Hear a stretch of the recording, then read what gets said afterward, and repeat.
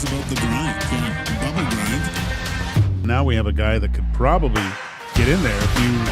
It's game day. The Edmonton Oilers hit the road once again.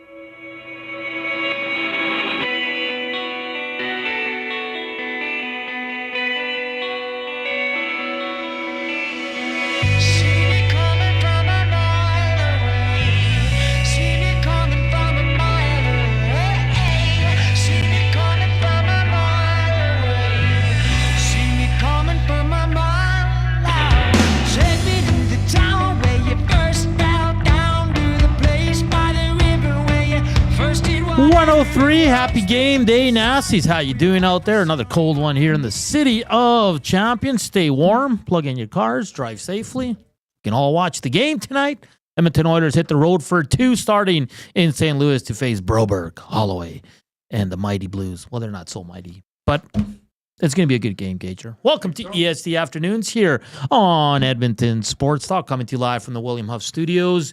As per usual, the lovely William Huff Studios here on the west side of the city. Hit us up on the Nasty Chat. A lot of superhero talk, Gager, stemming from the conversation you guys are having. And 2 guys in a goalie, keep it or clip it. I have no idea what you guys are talking about, so we'll just keep rolling here. Hit us up on the River Cree inbox, 780-218-9999. Let's tee up the show. Lots of Oilers, CFL signings. We'll get to the Hartman suspension. Heat and Smoke at 2:20. We're changing gears. It's going to be trivia. Is Hernan or Joaquin going to bring the heat, or are they going to get smoked?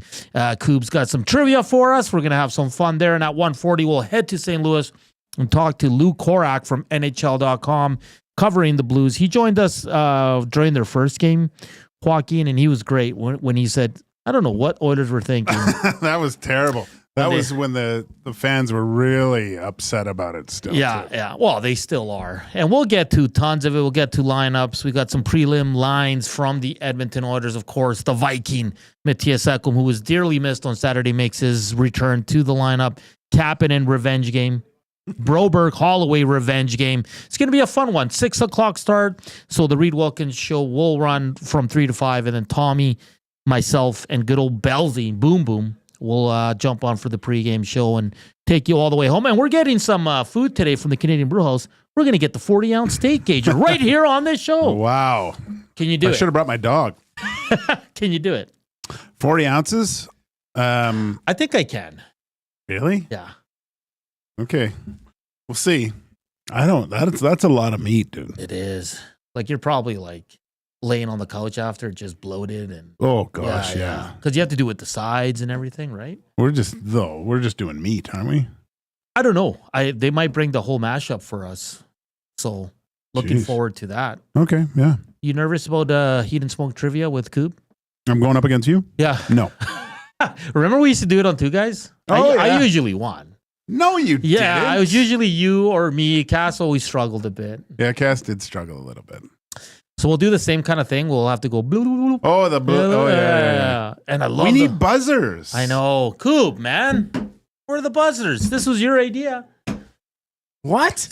You didn't tell me anything about buzzers. I mean, you or could nothing? probably get buzzers on Amazon where it's like here, right? And then it shows which guy wins. We'll get them for next week. like that. How about that? All Good right. idea. If you're listening, iHeart or the TuneIn radio app, EdmontonSportsTalk.com, EST YouTube channel. If you'd like to watch us eat some steak, probably not, but of course we want you to come in. Come on in. 115 watching right now. We're only at 10 thumbs up. The quicker we get to 100, the quicker Hernan will shut up about it. Right, Gager? Right. And I'm loving the scarf game. I'm jealous I'm not wearing a scarf right now. Really? Yeah, I love scarf game, man. It's great. There's nothing classier than a dude with a nice scarf. Yeah, when I had a bunch of money and bought expensive suits that I shouldn't have bought. I loved the look of the trench coat with the scarf and the isotoners, right? Yeah. And going to the rink, you looked sharp, man. I threw on my old longer trench coat the other day just to see, because I was thinking of wearing it to the rink, and it was still a little warm, so I didn't have to. But man, it's a good look. It's a really great good look. I love it. I don't do it enough, because like I don't go to business meetings or anything, so I don't dress up a lot. Do you know what I mean? Oh, I know. I see every day. No, you dress all right. What are you talking about? No, I know, but like, you know, because I have the nice, it's like a dress jacket, you know, kind of like the just below your waist and all that. Like, so I like wearing that. But to me, that's like going out somewhere nice and doing like a business meeting, something like that, you know? But, you know, part of me when I watch like old Montreal Forum or Toronto Maple Leaf games, when you see everyone got dressed up to go to the hockey game. You know, I think there was something to that a little bit, like wearing a nice suit or a tie and going. And I mean, business cash is fine. I like getting, I think going to an event and a hockey, you can't tell me a hockey game is an event. Just, I don't know, a lot of people are putting on their best stuff, but it's more like their bar gear and a nice shirt. But there's something to that a little bit. I like dressing up until you have to do it every day because not that at the Elks you have to dress up, but I wore Lulu's, collar shirts, you know, Elks gear. And then in the second year, we were, I think, 0-5, 0-6. Chris Jones all of a sudden wanted everybody in suits. Oh, did he? For travel. Oh, travel. What about ties and everything? Oh, ties. Wow. And then if you didn't, you had to buy chicken for the whole team. Because, and in fairness to Coach Jones, a lot of guys are showing up like they weren't pros, like pretty much in pajamas. It's like, hey, no, like we're a pro team. Let's start acting like it. And the only time I thought you could really go casual is if everyone wore the same, like if you're going tracksuits, everyone wears it because then it looks professional. Yeah. But when you got guys wearing MC Hammer pants and you know tank tops, and it was only like one or two, but they ruined it for everybody. So, but. You know, you see the Oilers come off the plane. Oh, you know, they snap those. It's kind of business cash. I don't think you need to wear a tie, but you know, a turtleneck or a collared shirt with a jacket, you know, toque. I think that looks good. That's fine. So it was always fun on the way there because everybody's in their tie. Everybody looked sharp. We went to do sit downs. Everybody, like, players show up in suits and it looked great. The worst was though after the game, you're all sweaty. Like I'm speaking for myself, and then you have to change back into your suit and get on a plane for a 4-hour ride from out east. It was like everybody was just like, and then if we won, we didn't win much you know in our time there, but when we won, Jones would be like, "Hey, no suits," and everybody would just scream and be like, So last year they changed it where no sweats unless it's team issued gear. Yeah, and but. What I liked is a lot like Boris Beatty, veteran guy, always wear a suit. Like he looks awesome. Yeah. McLeod's kind of a trendy dresser. Like he'd wear like he was like NBA almost. Okay. The way he was pretty cool. But a lot of guys, you know, some guys would show up in nice jeans and a nice shirt. But I love the guys that would just show up in a suit and they look so awesome. They look pro. Yeah. And that was like, remember, and you know, I'll go back to the NBA. In the early 90s, you know, they all wore suits. You know, Michael Jordan, you knew those things were tailored and the way he looked and how it looked like it was made perfectly for him. Those guys look great. And now, you know, it's the NFL's, I mean, it's almost like a catwalk runway with these guys coming in and it's funny, like Joe Burrow wears things or whatever. You know, what's nice to see is even the girls with the style that they have. Like they had WNBA, the PWHL, they roll in wearing, you know, some pretty fancy garments, so to speak. So yeah, I mean, I'm a fan of the suit. I think that's suit and tie going to a game. It's a business meeting. You know, I think there's something to that. I don't like when guys are too casual, but I'm a fan of at least upper business casual when you're going to a sporting event. Yeah, and I'll be honest, I didn't mind the dressing up with the Elks at all, and I like that when Jarius Jackson took over, it was more like business casual. You can wear jeans, but look like you're a professional athlete going somewhere, right? So everybody kind of dressed up, and it was great. I love the guys that I got, like I said, were the suit. My boy Cheese always dressed up well, though. Oh yeah. Oh yeah. He's a classy guy. He's a class. But even before Jones brought in the suit and tie, like I always wore Lulu's and like a Elks collar. Like I was never in jeans or sweats. And Lulu does make a pair of pants that look like dress pants. And they're comfortable. Oh yeah. Yeah. No, it was great. Anyways, enough about that. Another big fan says, I agree with Gager. There's something to dressing up and looking good. Most people dress like slobs now. Yeah. You know, you don't want, yeah, I just don't think it's a good look. And it doesn't matter what you do. When you look good, feel good, play good. That was the old thing. That's the main thing, right? It's like you look, you feel good, you're ready to roll. It's all that. And yeah. Good and stuff. when you go in looking like $1 million and you perform and win, you know, that it goes from $1 million Canadian to $1 million US after that win. It sure does. Are you a scarf dude? Let us know. River Korean Box, 780-218-9999. Or on the nasty chattel forward lines. Let's get to the lineup from the Edmonton Oilers. They sent this out on their Twitter, also on their website. Projected lineup for tonight. Gage. Your Draisaitl with McDavid and Corey Perry. Your second line will be Nuge between Zach Hyman and Victor Arvidsson. Your third line, Adam Henrique, Jeff Skinner, Kasperi Kapanen. I'm intrigued by that line. There's some skill. There's some speed. They're all vets. Interesting. And then Mattias Ekholm, the janitor, between Connor Brown and Vasily Podkolzin, who finds himself out of the top six for the first time in a long time.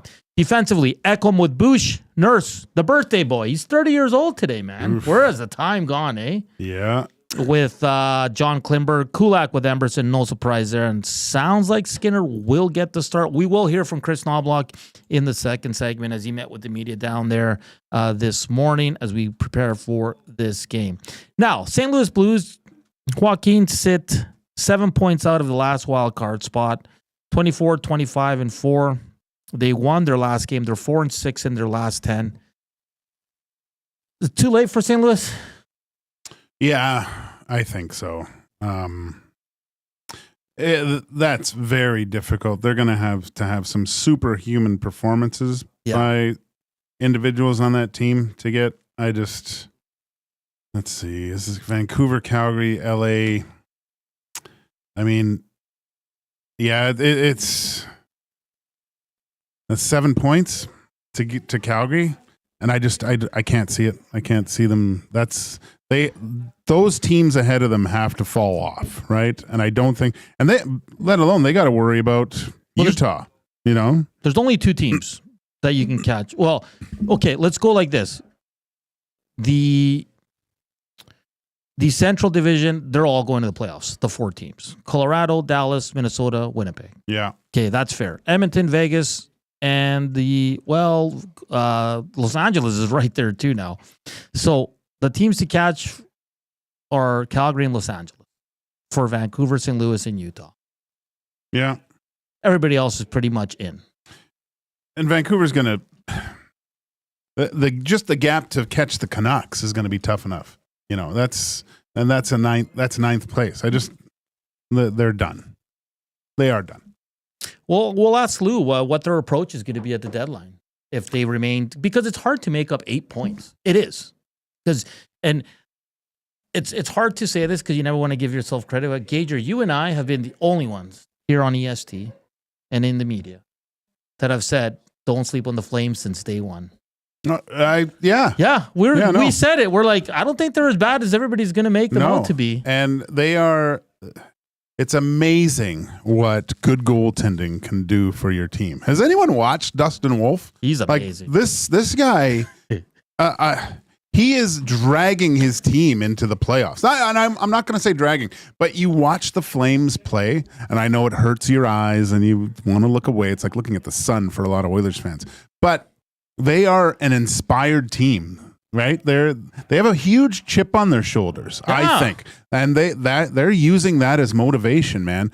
I don't think you want to play the Flames in the first round. They're a scary, scrappy bunch. And now you have a goaltender that just doesn't know any better. You know, when you're a young guy like that, you don't grasp the magnitude of the situation, I think, which can benefit him. He's been the best goalie in the leagues he's played all the way up to the NHL. He's a runaway for if the Calgary Flames make the playoffs, and if Dustin Wolf does not win the Calder, I will lose my marbles. That's a good point, man. He's taking over there. I mean, Vladar's a good goalie. He's good. But he's a 1B now. And Wolf has, I wouldn't say come out of nowhere, but I didn't expect him to have the season he's having. That team, and they've all said it. They said it in December. We're playing pissed off because everybody's counted us out. And just watch them. They're never out of a game. They're always coming back no matter if they're down 2, 3, 4 goals. They've been really good. So I don't see Calgary falling off here. Dustin Wolf's numbers, have you looked at them? 30 games, 19 wins, 9 losses, has a goals against of 2.5 with a save percentage of 9.17. Wow. That is, or not 0.917. Sorry. Those are all-star numbers. If there was an all-star game, he's going. Is he better than Skinner? I'm just kidding. I was not going to do that too. Yeah. You know what's interesting? I told Maddie, I think a week ago, we were talking about playoffs, and I said, I don't want the Oilers to meet Calgary in the first round. That's one of the teams that scares me. Every team should scare you. No, I'm not scared of Vegas. I'm not scared of anybody else. Really? Yeah. Should be. LA and Calgary are the two teams. LA, they're falling apart. I think it would be great. I think it would be a great series. I hate seeing Canadian teams meet in the first round, though. Yeah, I'd rather them second round bump some American bum off the ladder, so they can we can see a Canadian team win the Stanley Cup. That's what I want to see. Ace, known Skinner hater, says, I hope the amazing Pickard is in tonight. He's probably going tomorrow. Yeah. I mean, one of them is going to get a game here, so it doesn't really matter. I want to get to KD's text on the Nasty Chat, but we'll save that for the next segment, Gager. Because again, we're talking about young guys, deserving or not. I just want to get your thoughts on what he's kind of proposing to us. So let's go from there. VR says neither of those teams concern me. Well, I mean, there's something there with Calgary this year. I've watched a few of their games, and it's an inspired team. They're dangerous. They're very dangerous team. And if you get into a playoff series, things start going well for them. I'm not saying they are, but that's the kind of lightning in a bottle that the Oilers had back in 2006.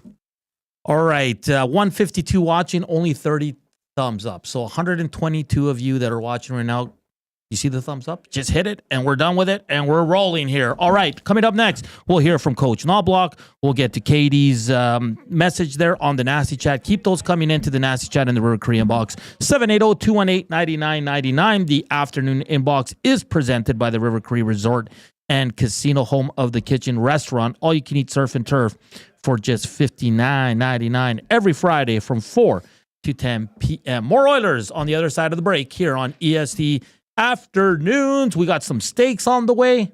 Hammer that thumbs up. Luke Korac from NHL.com and Heat and Smoke also coming up on today's show. Here's Koob with your sports update.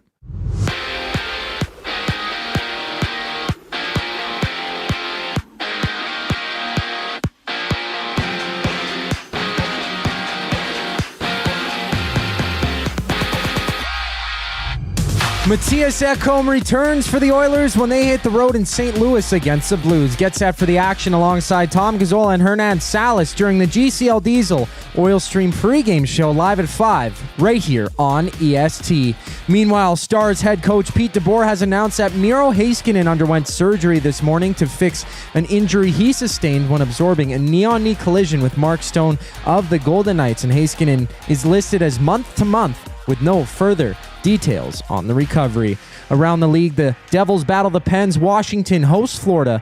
The Maple Leafs duke it out against the Flames, while the Hockey Club and Flyers drop the puck. And in the CFL, Justin Dunk of 3 Down Nation is reporting that American Kenny Lawler and the Tiger Cats have agreed to a term on a 2-year deal, while also stating that former Elk Eugene Lewis and the Red Blacks have agreed to a contract.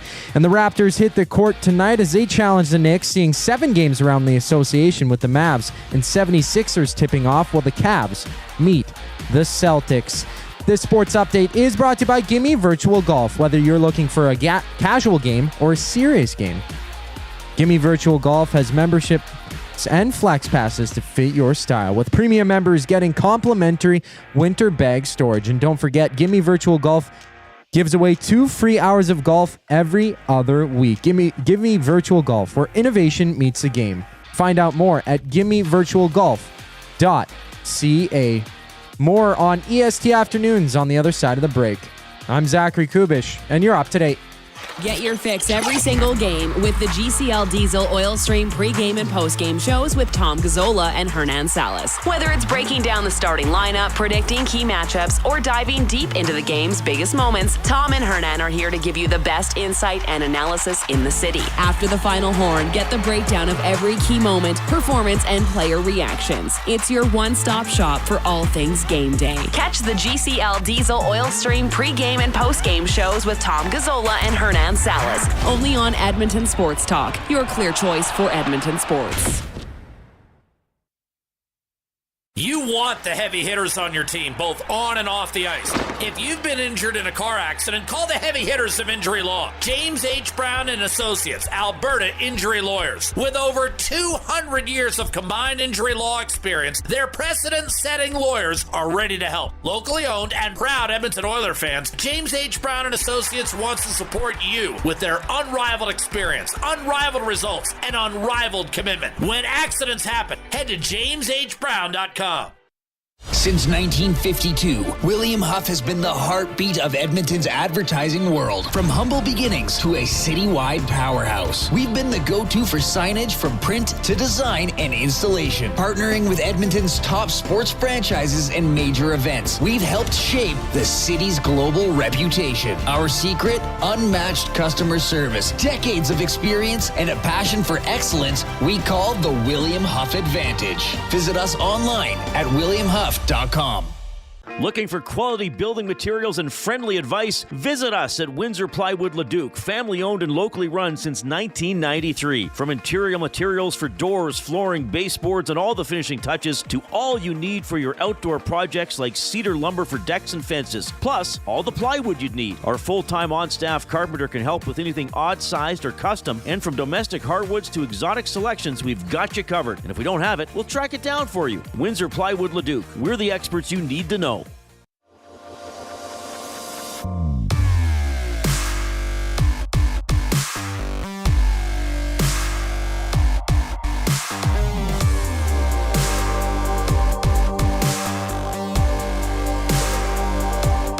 $125. Welcome back to Edmonton Sports Talk. It's EST Afternoons. Joaquin Gage, Hernan Salas. The Koobster in the house, just ahead of Lou Korac from NHL.com, covering the St. Louis Blues as they are the Oilers' opponent tonight. 44 thumbs up. We got to do a lot better than that, ladies and gents. So start going there, hammering that thumbs up for us. Hit us up on the Nasty Chat and on the River Korean box, 780-218-9999. Okay, Gager, it says, boys, this is from Katie. It's time to give Savoy. Is it Savoy or Savoy? Savoy a look with Draisaitl. We have the scoring winger we need right in the organization. When you look at Dallas, they have their young kids producing same age as Savoy. Before you make that big trade, we all know they need to give him an audition to see how he does. Thoughts? Yeah, I think a look, but the Oilers just aren't in a position with cap compliance and trying to. It's a mess right now. Next year is probably, and who knows? Maybe in playoffs if there's an injury, but something really has to happen to have him come in and have a really good look at him. And I think it's a mistake to put him in a position where all of a sudden he's counted on to score. He has to feel his way through. How is he going to be successful at the NHL level? Because the jump from the American League to the NHL is massive. And I mean, just you played in both. And that's why I'm glad you're saying that, not me. Because the jump is massive, right, Gage? It's a completely different game. And in some respects, it is easier because guys are so good. Some D-men that come up find it a lot easier to play because guys are always where they're supposed to be. The American League can be a little bit more chaotic at times, but the skill level is just so much higher with everyone. And look, the Oilers have done in the past, like learn from past mistakes, bringing guys up too early without them feeling good about their game in the American League, and then thrusting them into a position where now they're needed to be successful for team success at the NHL level. I don't think is a good recipe. You're talking about the guys that were in Dallas. Where did they start in that lineup? They were all fourth line, third line that were able to move up with really good, solid veteran leadership. And I think the Dallas Stars are a bad comparison because I think it was just such good timing for those young guys to come in and kind of replace the old guard. Yeah. And it was great. It was what they were able to do. What Jim Nill was able to do was, I think, a little bit of luck with some of those. And those guys took advantage of it. And they're great players. I won't say that. But I don't think Savoy's the answer to secondary scoring on the Edmonton Oilers. And listen, sure, if you want to call him up towards the end of the season and see what you have, and he does well, sure. But again, and I get the comparison. Stankoven played 47 games in the AHL before he got called up and ended up being a mainstay. Okay, so sure, Savoy's at 46 games in the AHL. Mm-hmm. And there was an article yesterday I saw on the X. So it's just like, what's going on with Savoy right now is the perfect situation. Yeah, you're letting him excel at the AHL. Exceed expectations. He's fast. He's getting points. He's playing in all situations. Why do that? Look, let's compare it to Noah Philp. Second game out of the lineup. Is that what you want for Matthew Savoy? Because to say, oh, he should be playing with Draisaitl, like you're talking about putting a 21-year-old, right, in its first go around with the Oilers at the NHL level with the best player on the planet right now, today. Yeah. No, I mean, there's rarely players that can step right in and play and perform. They're like Connor McDavid. Leon Draisaitl got sent to the minors. You know, it took him a while to find his footing in the NHL. It took a couple years, actually. I'm sorry, that's just that's not the answer right now. You don't want that too. You want to set your players up for success, and I just think it would be a ill-advised move right now for Matthew Savoy to come up. Yeah, and it's Logan Stankoven because their second line is Marchman, Duchesne, Granlund, all veterans. Jamie Benn, Wyatt Johnson. Wyatt Johnson's the first rounder. Wyatt Johnson's a young guy too, though. But a first rounder that we already know what he can do. And Yevgeny Dadonov, and then the fourth line, Sam Steele. He's been around for a bit now. Colin Blackwell. So I get it, but Logan Stankoven has 7 goals in 50 games this year, Gage. Yeah, we'd be complaining about that. So fans would be complaining about that. I understand the appetite because he is an intriguing player. He's having a really good season in the AHL. He is, but what are his stats in the? I'll tell you right now. Because it didn't start off well. I remember 31 points in 40 games. He has 12 goals. He's a plus 12. So it's good. Yeah. Like really good. He's played 1 NHL game with the Sabres, the zeros across the board. Probably didn't get a lot of, who knows how much he played and who he played with. But, and I get it. Here in Edmonton, there's a fascination with playing young guys. And I think it's because we're damaged from the decade of darkness when it was all young guys, right? Yeah. And that never worked. But, and the Oilers did have some success with their young guys coming in and having some success with younger players. Like when my first year, Todd Marchand, young guy, stepped right in. David Oliver stepped right in. Yeah. I got drafted. Kurt Maltby, he played a year in the minors and stepped right in. Jason Arnott, Ryan Smith. But there were a lot of guys in those drafts. Joe Hulbig, never great player, never kind of panned out, right? Couldn't get Jason Bond Sr. was just atrocious. It just they didn't hit on a lot of guys, but for a draft pick to step right in and play, there's a lot of growing pains. And even I've told the story about Ryan Smith. Like he had to he had to figure out what was going to make him a successful NHL player. He had tons of skill, but we kind of remember Smitty as kind of the grinder. And if you were to watch old Moose Jaw Warrior games, he was basically a perimeter skilled guy.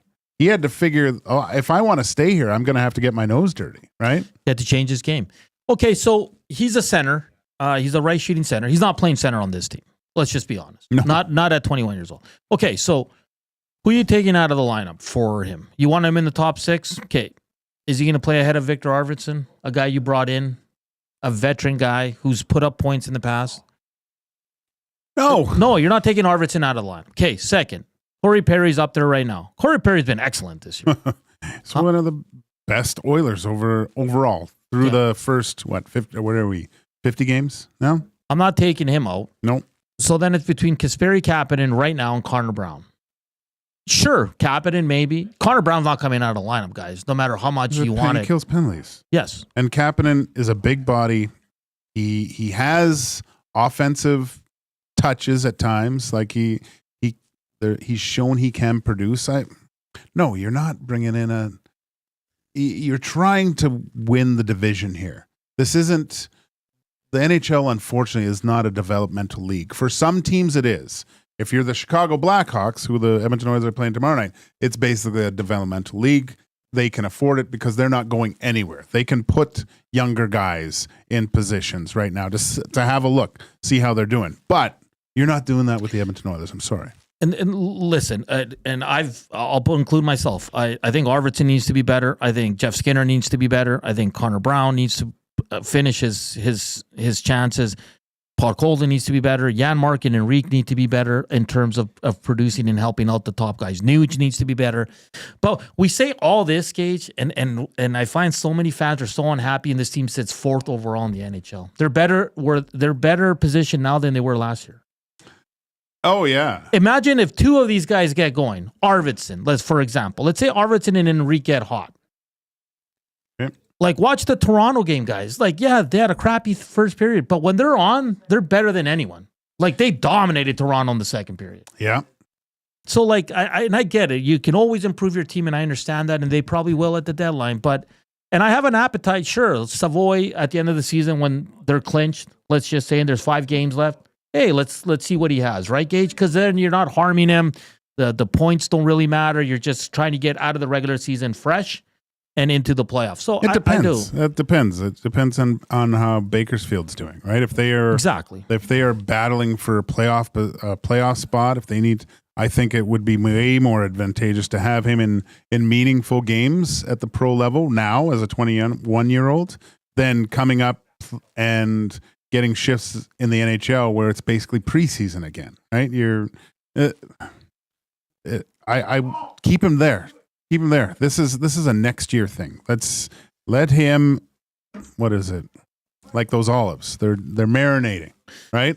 You let them marinate in the American League right now, and next year, depending on who's coming back or what have you, what the roster looks like, let him battle for a spot. See what he can do, and if he earns it in training camp, then you have a look. Those first 10 games.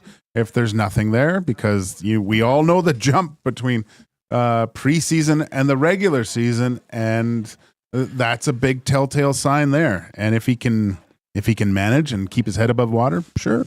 And I know we're unhappy with a lot of the guys on the Oilers, but again, they're sitting 4th. And Arvidsson's a guy, in my opinion, that's built for the playoffs. Enrique's built for the playoffs. Connor Brown's built for the playoffs. Jan Mark's built for, because we saw it last year. Mm-hmm. Okay. At the end of the day, this is my point on Matt Savoy. Whether he comes up and plays or not, he's not gonna be the difference maker for the Edmonton Oilers. If he was good enough to play in the NHL, he'd be there right now. Yeah. Okay, fair enough. KD, no, it's a great question. And again, I have no issues if they call him up and you get to see him for 1 or 2 games, sure. But I agree with Gager. And Gager's a guy who played in both leagues and says the differences between the 2 leagues is enormous. Look, if he was really torching the American League right now and making it look like, so you know who torched a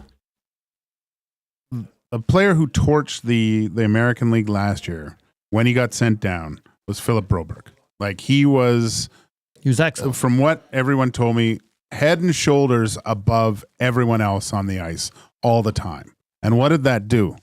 He came up and had an unbelievable Stanley Cup playoff run. Yeah. That's what you want. That's what you want. If he can get to kind of that level, and if he was, he would be up, or he'll be up by playoff time. Katie says Holloway, Fogle, McLeod have all excelled this year. Big difference, Katie. They're all playing in higher roles than they were on the Edmonton Oilers, and that they would play on the Edmonton Oilers. And I'm sorry, but on July 1st, when Fogle moved on, McLeod was traded, and the Oilers brought in Arvids and Skip, no one had an issue with. The only player that everybody had an issue with was Holloway. Yeah. And look, these guys, they're smart young players. Holloway knew that he's not getting on that first power play unless there's multiple injuries. And then, probably 3 people had to be injured for Holloway to get a look on that number 1 power play. Yeah. Even if he was here right now. Broberg knew that an injury would have had to happen to Evan Bouchard for him to get number 1 power play time. Now both guys are in a situation that they can excel at, right? And they're both playing number 1, or they're both on the power play in St. Louis. So McLeod has 27 points in 50 games. He's probably going to finish around the 40, 50. Pretty good.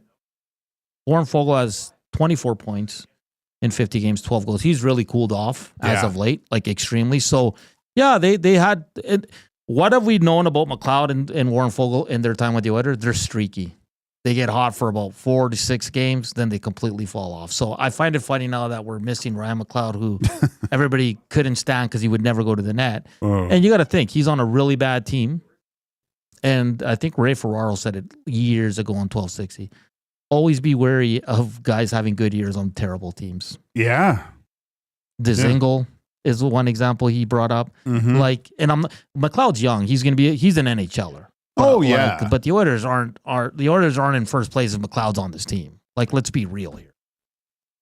I mean, I know Broberg's been injured this year a little bit, but what is he at? He's 20 minutes of ice time, which is impressive. 3 goals, 12 assists, 2 power play points. Yeah. Joe says, I hate the argument. I'm sorry everybody was happy on July 1st.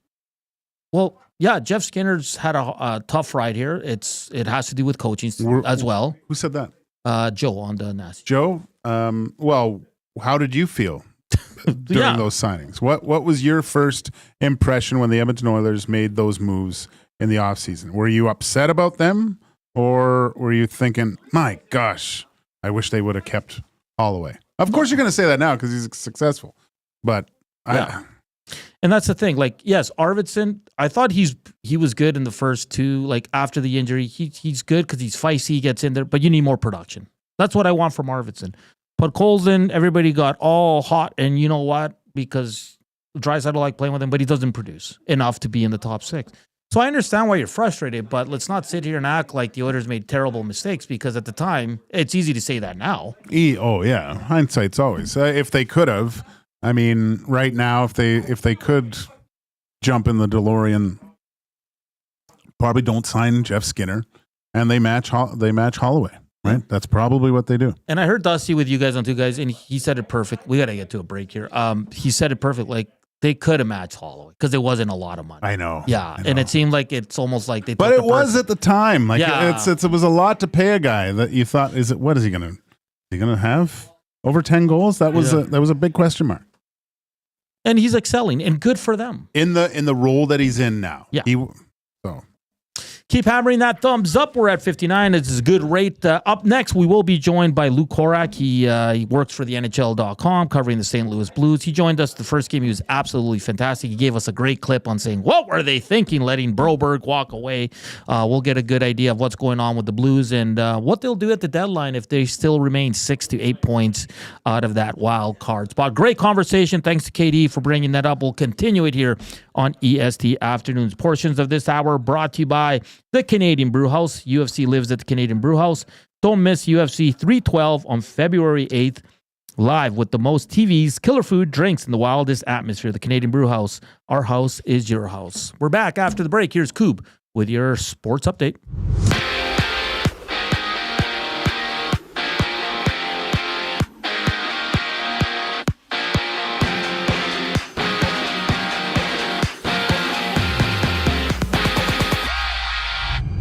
It's Oilers Blues with the Viking. Mattias Ekholm slotting back in for the Orange and Blue. You can catch Tom Gazzola and Hernan Salas on the GCL Diesel Oil Stream pregame show as they tee up the action right here on EST just an hour before puck drop. Elsewhere, Detroit hits the road in Seattle. The Golden Knights take on the Islanders. Boston hosts Minnesota, while the Lightning battle the Senators on a 13-game NHL slate. And in Dallas, Miro Heiskanen is out month to month after he underwent surgery this morning to repair a knee injury he sustained when he absorbed a knee-on-knee hit with Vegas's Mark Stone. And according to John Hodge of 3 Down Nation, the Blue Bombers have agreed to terms with former Elk Josh Haggerty, while Justin Dunk from 3 Down Nation has reported that the Stamps are set to sign former Elk Eugene Lewis. In 7 games in the NBA has the Raptors challenging the Knicks, Miami and Chicago going at it, while the Lakers tip off with the Clippers. We have a quick break before Lou Korac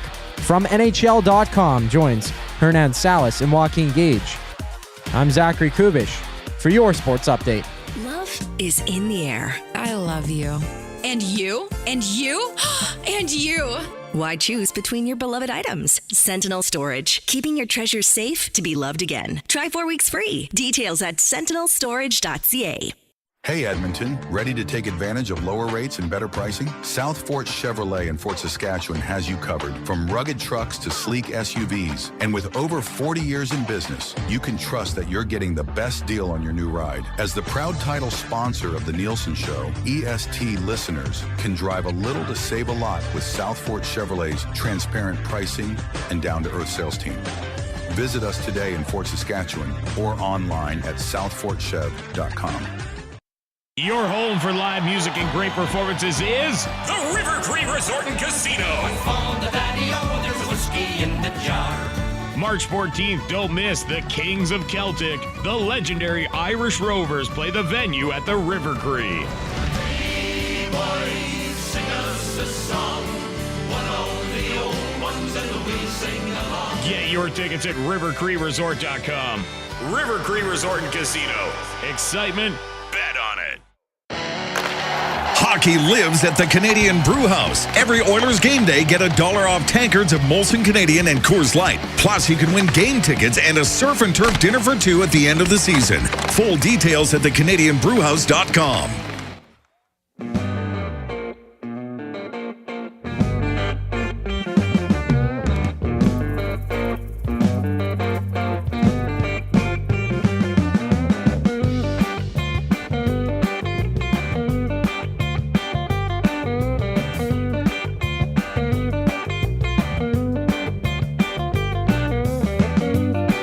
It's 1:45. Welcome back to EST Afternoons here on Oilers Game Day as they hit the road for 2 tonight in St. Louis to face Holloway. Broberg. Sprinkle a little money on both those gentlemen to pick up a goal or a point, Gage. It's just natural when the Oilers are playing against some former teammates. We're going to talk some St. Louis Blues right now. We'll get back to your text at the River Cree inbox. Everybody's fired up about Matt Savoy and the players that are underachieving production-wise for the Edmonton Oilers. And, of course, Heat and Smoke coming up in hour 2. But we welcome in Lou Korac from NHL.com covering the St. Louis Blues. Lou, last time you joined us, you gave us a clip that set Oiler fans just off right now. But good to catch up with you. Let's talk about this Blues team. They currently sit 7 points out of a wild card spot. What's kind of gone wrong here? Just looking at their current games. I know they won the last one, but there was a 3-game losing streak mixed in between there. What's going on with the St. Louis Blues right now? Just a lot of inconsistency, and that's been going on throughout the year. And, listen, this is the only team in the league that hasn't won 3 games in a row, if you can believe that. Wow. Only team without a 3-game winning streak, and it's pretty much one of the bigger reasons why you're sitting on the outside looking in. I mean, if you're going to be a playoff team, you've got to show some consistency at stringing together wins. This group hasn't been able to do it. And a lot of it has to do with production from the top of their lineup, quite frankly. And, we had a conversation about it with Doug Armstrong last week, and a lot of it stems around some inconsistent play with Robert Thomas. Pavel Buchnevich hasn't been on par. You've had the listen, when Braden Shen right now, and it's tailed off a little bit here in the last couple of games, and we probably expected that, but when he's been your best center for a good swath of this season, and no disrespect to him, that's a problem, because if you're looking at this as being a playoff roster, Braden Shen probably shouldn't be no more better than your 3 center. But he's playing like a 1 center and has been playing like a 1 center. And playing with Dylan Holloway has really, brought his level of play up. I think they've complemented each other really well. They've just needed more from Robert Thomas and Pavel Buchnevich, and quite frankly, consistently haven't been able to get it. Lou, looking at, obviously when the Oilers play the St. Louis Blues, they look back to those offer sheets. From the outside looking in, it seems that Dylan Holloway has really found a place in St. Louis that he can excel at. You mentioned playing with Braden Shen and actually making him a better player. What has been the evolution of Dylan Holloway this year from when he got to St. Louis and up to this point? Has it been a lot of, I believe we heard some rumblings that one of the best things that happened for Dylan Holloway was Jim Montgomery taking over as head coach? Yeah, I think the two go hand in hand. And quite frankly, I've had a number of conversations with him. And let's be honest, guys, as a 23-year-old, I'm very impressed with his maturity, and simply from the fact that you would think that he would want to come in and getting more responsibility. He hasn't taken it for granted, because you tend to see a lot of young players that could think, if I'm going to be playing with skilled guys, I'm just going to kind of do my thing and maybe wait around for the candy, if you know what I mean, and get the points and look good on the stat sheets. That's not the case with Dylan Holloway. This guy works his tail off. He really does. He does all the little things that coaches love to see and love to point out as things that you normally don't see on the stat sheet. And this is who he is as a T. You see this kid just continue. He'll go out and have a great game, but then he'll talk about, well, I want to take that next step. I want to do this better. I want to do that better. I'm working on this part of my game. I'm working on that part of my game. He never seems to be satisfied with where he's at. And I'll be honest with you, quite frankly, the production that he has given so far this year, if I'm Blues management, I would have been happy looking at that as a totality for the season. Last time I checked, and I know the numbers here have tailed off in the last 4 or 5 games or so, because that line, quite frankly, they don't have Jordan Kyrou on that line anymore right now. It's going to be Alexander Texier tonight. The last time I had checked, he was on pace for 27 goals this year. That would have been more than anything I would have expected for him coming into his first year. But more than anything, just his willingness to work, check, be responsible on the defensive side of the puck. He's just looking to be a complete all-around player, and I find that to be impressive from a young player. As far as former Oilers, I know last time we had you on, you were raving about Philip Broberg. How's his play been since we've talked? Has he remained steady for the St. Louis Blues? He has. I just think the only thing that has tailed off has been his production offensively, which is okay, because he's mixed in and out with different D partners. That's kind of been the evolution of the consistency that they've been looking for, and what they've been striving to look for, not just among their forwards, but with their defensemen as well. They've played him with Parayko. They've played him quite a bit this year with Justin Falk. Quite frankly, he's played on his offside, and quite frankly, I talked to him about it about a week or so ago, and it's not that it's a preference, because, listen, he's a guy that wants to play anywhere, but he has no problem playing on the right side. And he was playing on the right side quite a bit there with when they stuck in together with Ryan Suter. It's just the offense has kind of tailed off a little bit. You probably expected that, because he was on a clip where he was at a point per game guy. And I just didn't think that he could have sustained that, but his defensive play continues to be really, really good. And as we all know, he continues to just be a smooth skater out there. Doesn't make a lot of mistakes. And if he does, he's very, very adept at recovering and making the right plays. Lou, the St. Louis Blues find themselves 7 points back from that last playoff spot right now. Going through a little bit of tough times, like you said recently. Does this break kind of for the Four Nations help the St. Louis Blues kind of reset? And what do you think? Can they close that 7-point gap and maybe challenge for one of those wild card spots by the end of the season? It's going to help everybody, obviously, to get not only a physical but a mental reset. But quite frankly, guys, I don't think so. When looking at this roster, I just don't think there's enough talent that needs to get them over the hump. I think what's going to happen is one of two things. Not for that. I'm not looking at this year because I really think it's just going to be too tough to overcome. Quite simply, as I mentioned earlier, they just haven't been able to string a winning streak together. They're gonna have some money to spend this offseason, whether they choose to go that route or not. Maybe a combination of that, and a combination of getting some of their young prospects into the fold next year. Now, do I think they can challenge moving forward? Absolutely. I just think that the inconsistent play that they've exhibited so far this year is just going to be too much to overcome. Vancouver and Calgary don't seem to be teams that are going to fall back to them. And if you don't start chasing them down, it's going to be awfully tough to overcome. And again, they're going to need something like, just to even be relevant as far as I'm concerned, you're going to have to string together 5, 6, 7 wins in a row. And if you can't even put 3 wins together right now, I just don't see it happening. Lou Korac from NHL.com joining us here talking all things St. Louis Blues. Lou, let's say, like the Four Nations breaks coming up. We're getting closer to the trade deadline. Let's say if the Blues are sellers, 1 or 2 names you see the Blues can move on from here?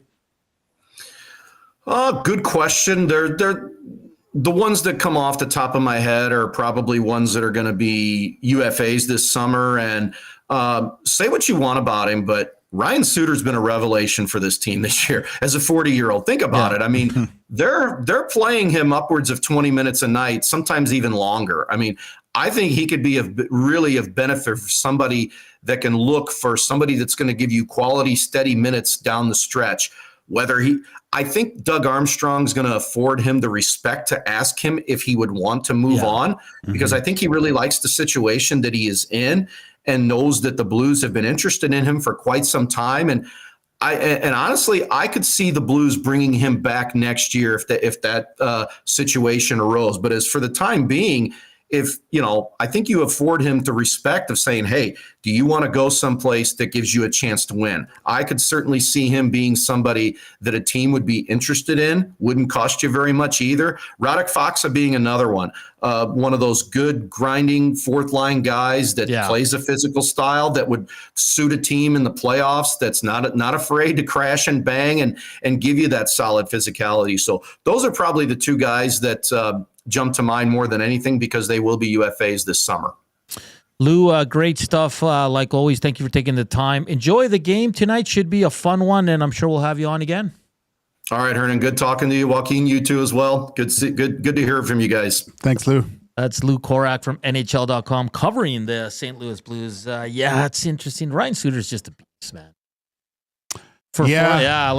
Yeah, I know. I mean, he was like those defensemen that went through Nashville. Yeah. Like some of the best defensemen over the past few decades went through like Weber, Subban was there for a time.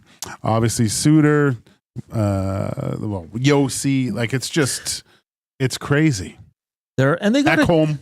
They got a good core. Robert Thomas, Kyrou, Holloway, Jake Neighbors, Sundqvist. They got these guys locked up too. Like Kyrou, Thomas, Shen, Bushnevich, all locked up for over the next few years. I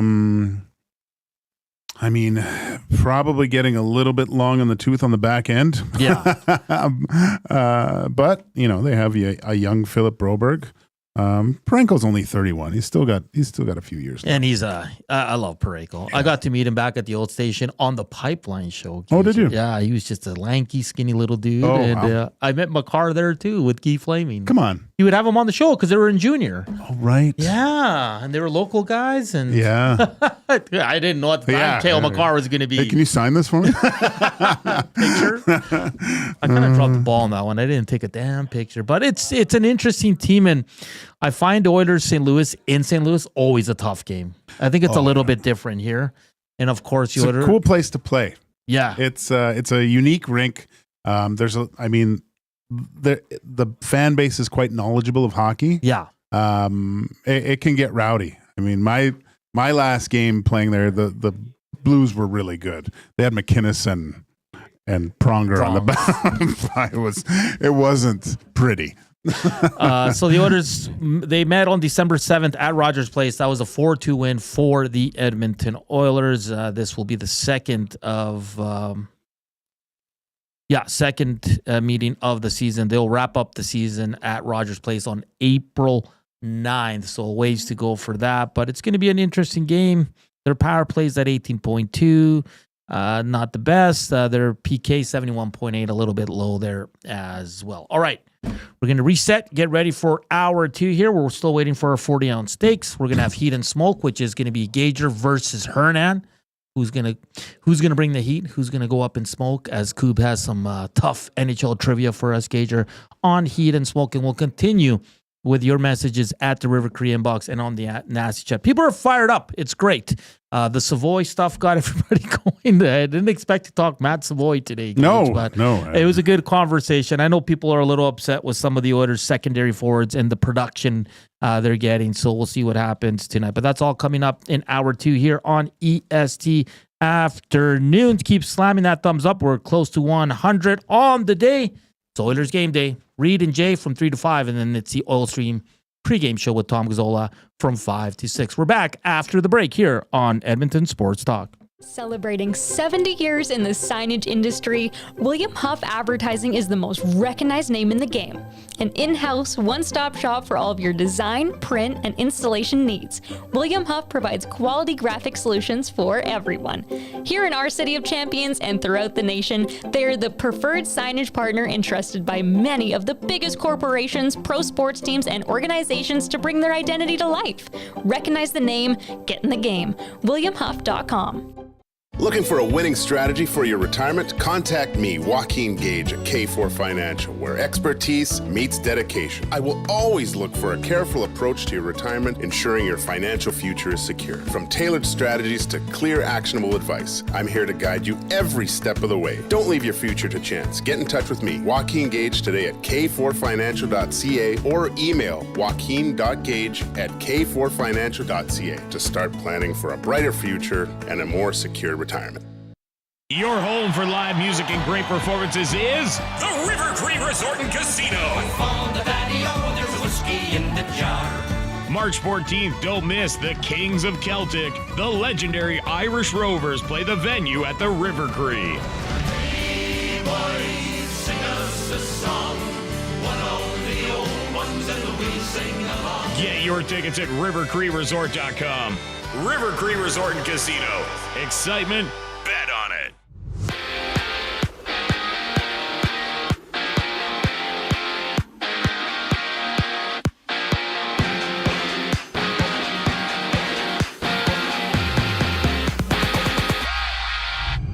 Mattias Ekholm returns for the Oilers when they hit the road in St. Louis against the Blues, and you can get set for the action alongside Tom Gazzola and Hernan Salas during the GCL Diesel Oil Stream pregame show live at 5, only on EST. Meanwhile, Stars head coach Pete DeBoer has announced that Miro Heiskanen underwent surgery this morning to fix an injury he sustained when absorbing a knee-on-knee collision with Mark Stone of the Golden Knights, and Heiskanen is listed as month-to-month with no farther details on his recovery. And out east, the Islanders have placed Matt Barzal on the injured reserve with a lower body injury he suffered when blocking a shot with his right knee against the Lightning on Saturday. And around the league, the Devils battle the Pens. Washington hosts Florida. Maple Leafs duke it out against the Flames with a hockey club, and Flyers drop the puck. And in the CFL, John Hodge of 3 Down Nation is reporting that former Elk Josh Haggerty is expected to sign in Winnipeg. And the Raptors hit the court as they challenge the Knicks, seeing 7 games around the association with the Mavs, and 76ers tipping off while the Cavs meet the Celtics. I'm Zachary Koob. That was your sports update. The second hour of EST Afternoon starts right now.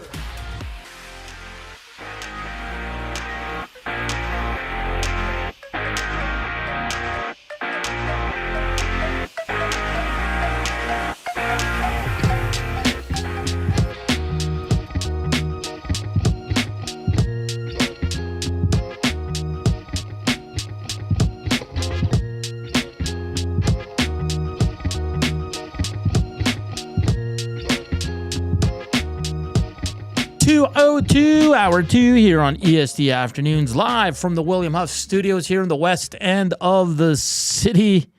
Hit us up on the Nasty Chat. We're a Korean box, 780-218-9999. So, we just found out during the break, no stakes today. It's actually tomorrow. Yeah, it's funny because Dusty was like, he was visibly upset that he messed up. He felt bad. Dusty, don't worry about it, man. That's fine. Stuff happens. We're all good. Yeah. I have lunch. I don't have eat supper. 40 ounces of meat.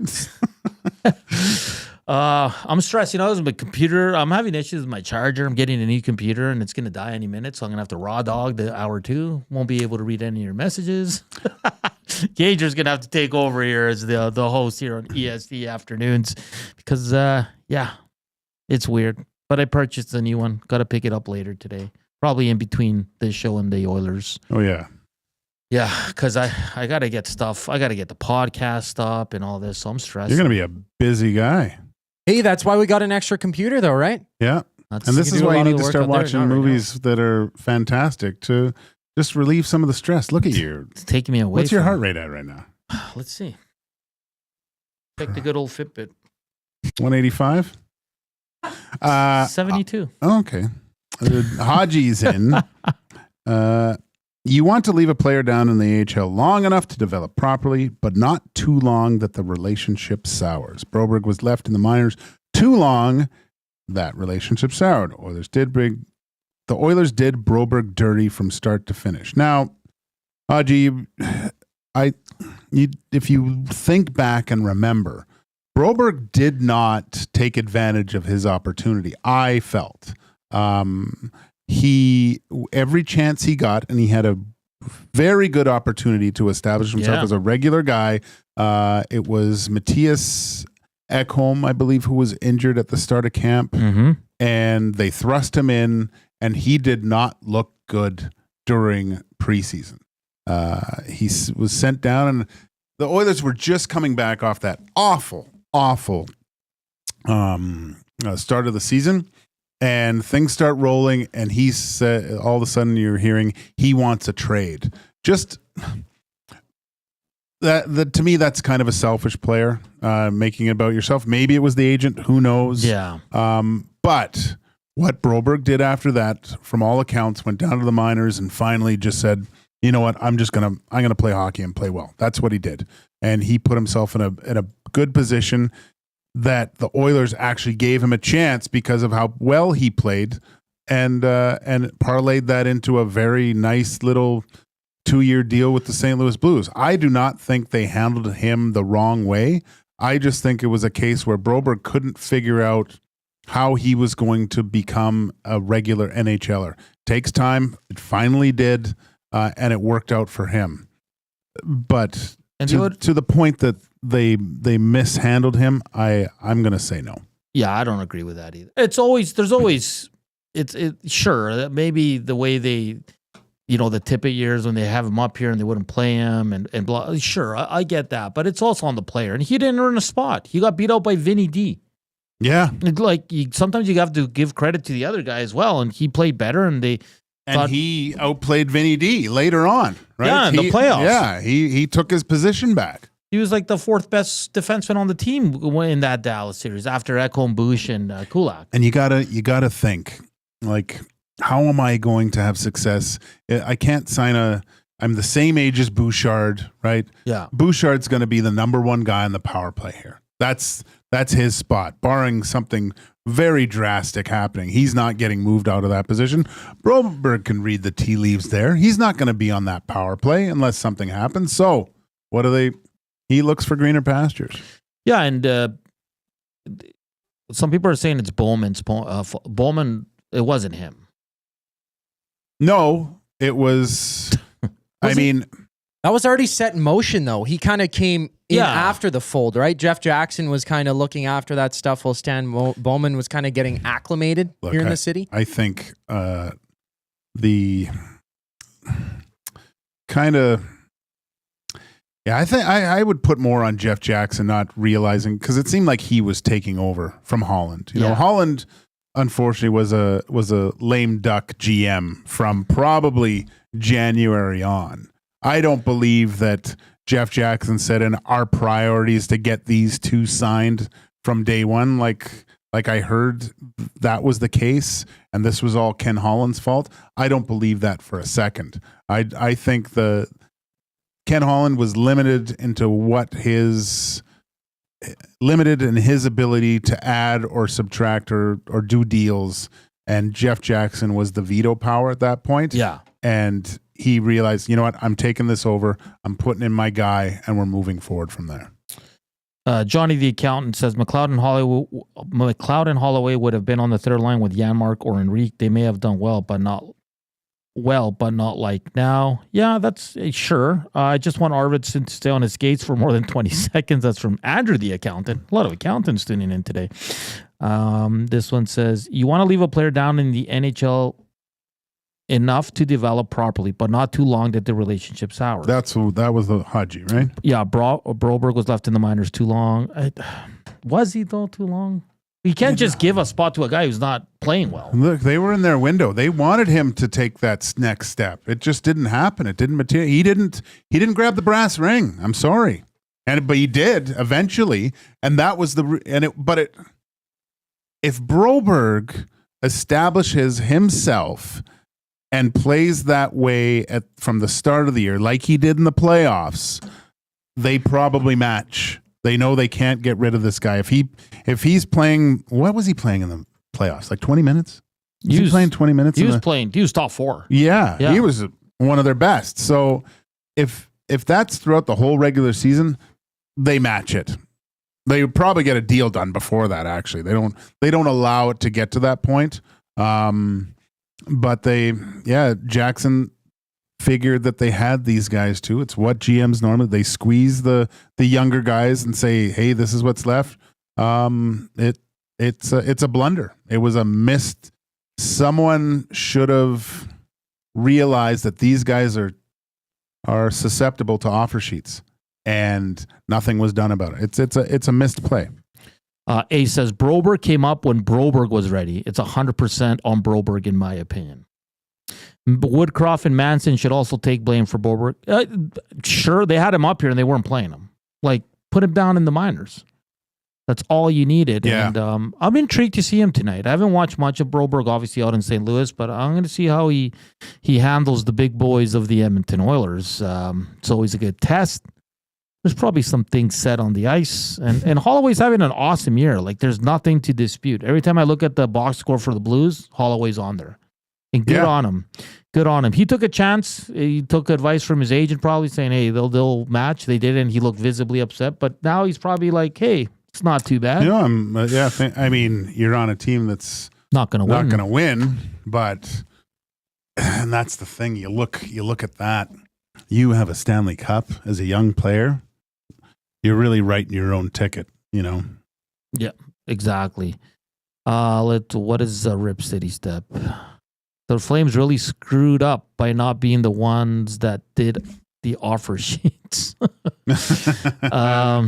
And listen, good on St. Louis you don't see offer sheets a lot. I think teams should use them more. Put pressure on the other team. You can get the player you want at the price that you. I mean, they have to agree to sign that deal too, right? So. Exactly. I always look back. You were working with Dusty on the morning show, and your guys' faces when that news dropped.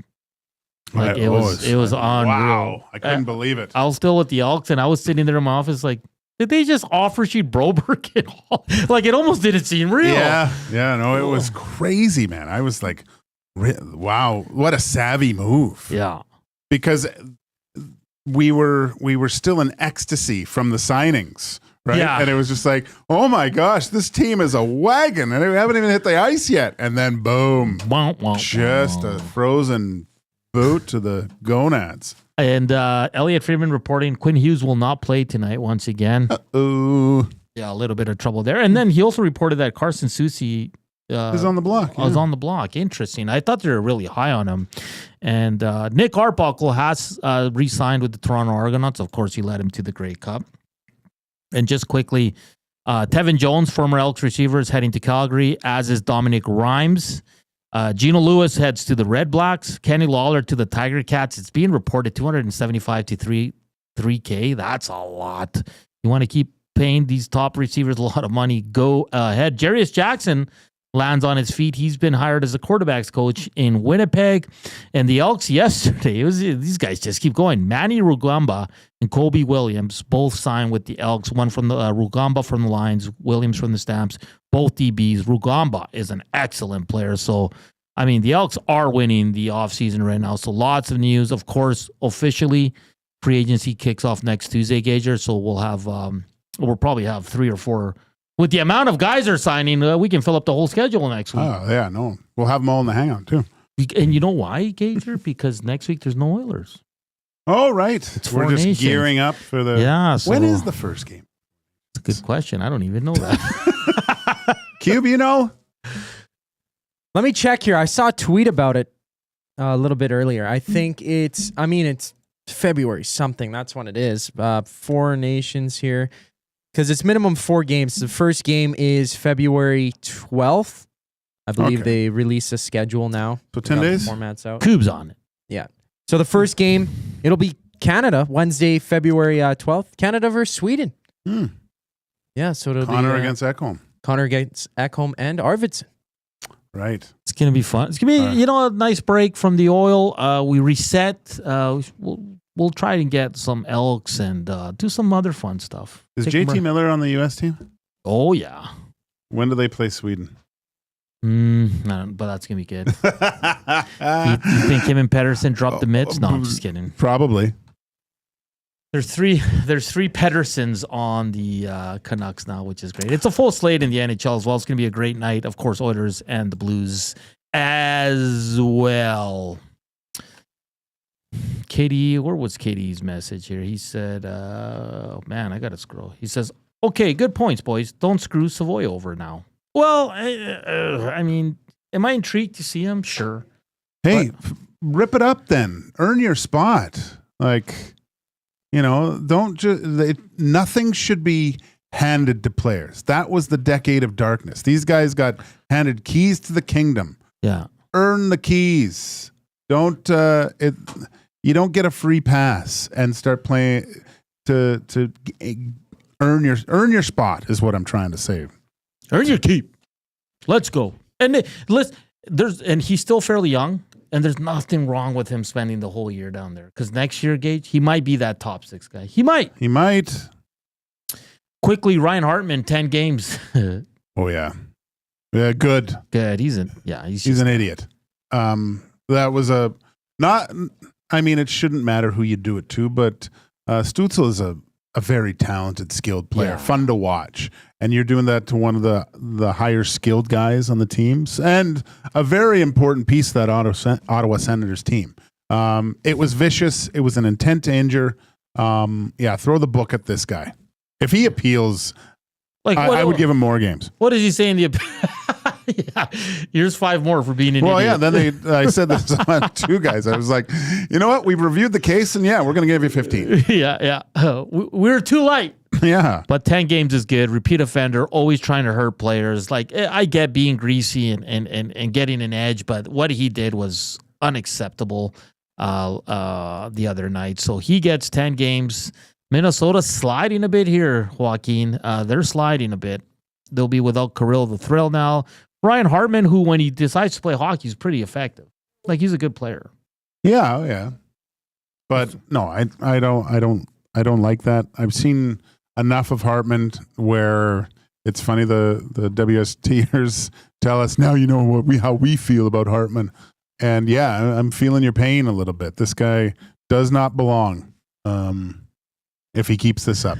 Yeah, it's definitely not a good look. Not a good look for Mr. Ryan Hartman, who gets the good old 10 games. And Quinn Hughes out again for the Vancouver Canucks as they, who are they taking on today? Take a quick look here. I'm so intrigued by that team, Gager. So intrigued with the trades they've made. Everything went right last year. This year, it seems like everything's just going wrong for them. It's very similar to the Oilers of 2017-18, where the Oilers were riding high, Stanley Cup favorites, and the wheels fell off right away. Where is Vancouver here? Oh, Colorado. Yikes. That might be a tough one. Toronto and Calgary, another great game. Yeah. Yeah, it's going to be... it's a good night. It's a good night. It's a good night. We don't know if Skinner or Pickard are starting. Do we know that yet? I believe it's Skinner. That's what the... Oh, boy. I hope he wins, because if they lose tonight, I don't think I can handle the postgame show. I might just walk out. Let's see what it's projected at. I know I promised Knobloch we could get to him in the final segment. Here's where we're going to head to. It's unconfirmed. Okay. But they do have Stuart Skinner, but it's unconfirmed. Perfect. Before my computer dies, let's get to a break here. The afternoon inbox is presented by the River Cree Resort and Casino, home of Tap 25 Restaurant, where the entire menu is 50% off 7 days a week from 2 to 5 p.m. Up next, Heat and Smoke Trivia. One of us is going to bring the heat. One of us is going to go up and smoke. Which side are you on? Let us know on the inbox. River Cree inbox 780-218-9999 or the Nasty Chat. Are you selecting Hernan or Joaquin for our first ever Heat and Smoke Trivial Face-Off? That's coming up next here on EST Afternoons. Here's Koob with your sports update.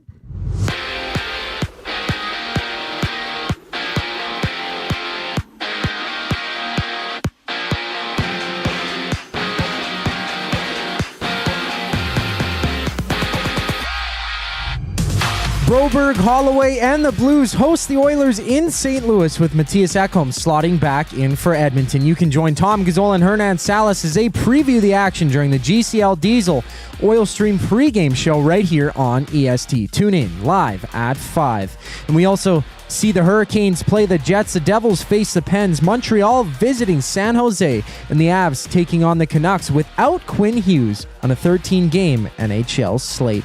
In the CFL, John Hodge of 3 Down Nation is reporting that the Bombers have agreed to terms with former Elk Josh Haggerty. And for the Argonauts, Grey Cup MVP Nick Arbuckle has resigned in Toronto after he threw nearly 800 yards and 4 touchdowns during the regular season.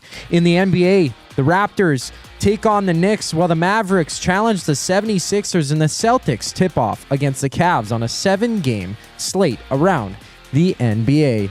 This sports update is brought to you by Capital Care. Capital Care Foundation deeply affects residents at Capital Care, and whether it's a one-time donation or a monthly contribution, every penny counts. Find out how you can donate at capitalcarefoundation.net. Heat and Smoke Trivia on the other side of the break here on EST Afternoons. I'm Zachary Koob. Get your fix every single game with the GCL Diesel Oil Stream pregame and postgame shows with Tom Gazzola and Hernan Salas. Whether it's breaking down the starting lineup, predicting key matchups, or diving deep into the game's biggest moments, Tom and Hernan are here to give you the best insight and analysis in the city. After the final horn, get the breakdown of every key moment, performance, and player reactions. It's your one-stop shop for all things game day. Catch the GCL Diesel Oil Stream pregame and postgame shows with Tom Gazzola and Hernan Salas, only on Edmonton Sports Talk, your clear choice for Edmonton sports. Hockey lives at the Canadian Brew House. Every Oilers game day, get $1 off tankards of Molson Canadian and Coors Light. Plus, you can win game tickets and a surf and turf dinner for 2 at the end of the season. Full details at thecanadianbrewhouse.com. Love is in the air. I love you. And you? And you? And you! Why choose between your beloved items? Sentinel Storage, keeping your treasures safe to be loved again. Try 4 weeks free. Details at sentinelstorage.ca. Hey Edmonton, ready to take advantage of lower rates and better pricing? South Fort Chevrolet in Fort Saskatchewan has you covered. From rugged trucks to sleek SUVs. And with over 40 years in business, you can trust that you're getting the best deal on your new ride. As the proud title sponsor of the Nielsen Show, EST listeners can drive a little to save a lot with South Fort Chevrolet's transparent pricing and down-to-earth sales team. Visit us today in Fort Saskatchewan or online at southfortchev.com. Got some gently used furniture or home goods that need a new home? Find Edmonton is here to help. Every month we furnish over 100 homes to those transitioning out of homelessness, and we need your gently used furniture and home goods. Drop off at 5120 122nd Street or call for free local pickup. Just visit findedmonton.com to learn how your donations can help create a home for someone in need. Plus shop our thrift store, in-store or online, with proceeds benefit those moving out of homelessness through housing supports. Visit us at findedmonton.com. Find Edmonton, supporting our community one home at a time.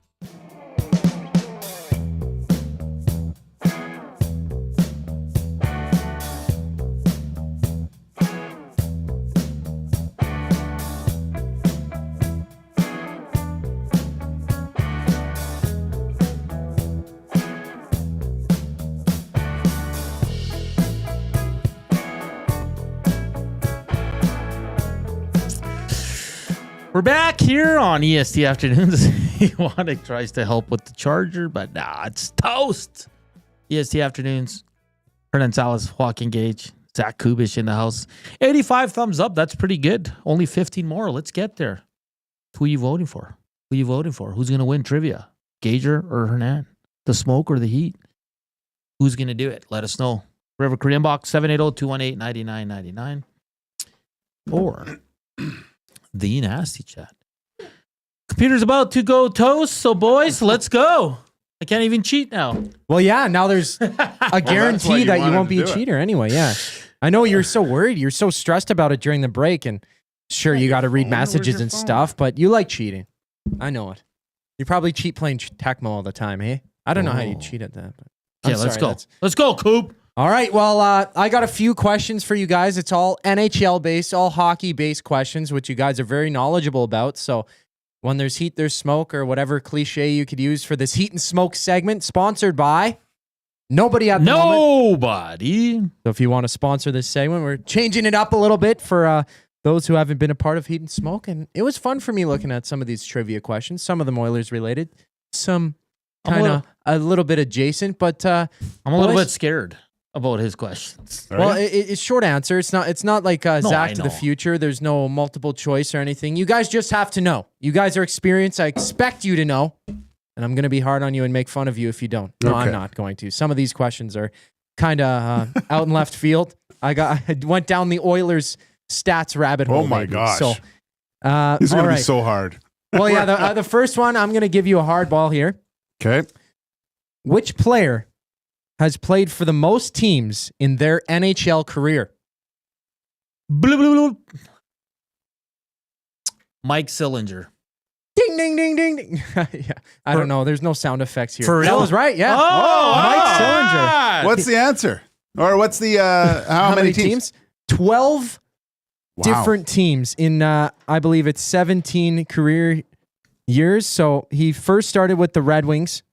Well, played 3 games, bounced around a little bit, went to the WHL, AHL, came back, played for the Red Wings again for quite a few seasons, and then played on Vancouver. He played for the Flyers, Lightning, Panthers, Senators, Blue Jackets, Phoenix Coyotes, St. Louis Blues, Predators, and Islanders. But that doesn't seem like 12, but it is Mike Sillinger when you count it up. That's one for the Latino Heat. Let's go. Wow. That's I didn't know that. Yeah, well, great player. Wasn't he part of the Oilers staff recently? Oh, you could be right there. Yeah. I could check. I'll the double suitcase, check his nickname, the suitcase. Yeah, his wife was probably super happy. Not like Gary Smith or the suitcase Gary Smith, no? Ooh. 70s goaltender. Crazy story if you guys don't know it. Anyways, I'm going off on a tangent here. So the second question, staying in the realm of, I guess, playing for a lot of teams. Which player played for the most teams in a single season? And there's 4 different players who share this title, I guess. And I'll give you one hint. 4 teams. So there's 4 teams in one this year player has played for. In 1 year. Jesus. And there's 4 different players who have done this. So. 4 different players, 4 teams.